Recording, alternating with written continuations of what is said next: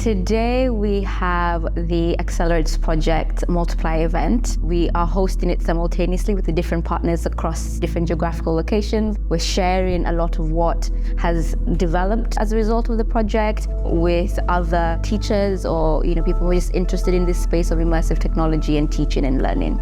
The Accelerate project has been about using online, web, extended and virtual reality technologies in order to explore how students and staff in an art and design context can best get used to them and start using them in their practices. Throughout the project, we explored different 3D web immersive tools, and the case studies were collaborations between the partners. Each partner had their own case study, so they all kind of represented different experimentation with immersive technology with different disciplines.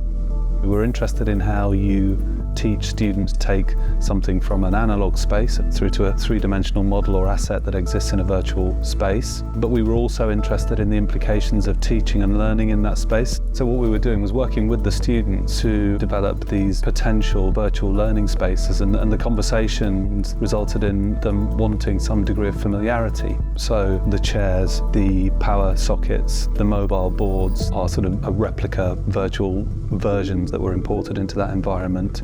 The more concrete outputs were guidance documentation that say, okay, if you are preparing to teach in these spaces, these are the sorts of considerations that we think you should be making.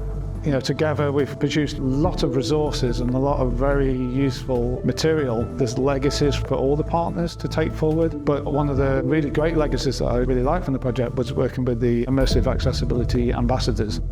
We've worked with hundreds of students across UAL and also in our partner institutions, including in the Ukraine and Poland and in Ireland and at Bath in the UK, taking their feedback to help design and roll out a new prototype platform for people wanting to build VR experiences, including games, but for whom there's not been an easy way to do that before, particularly those people who have accessibility needs.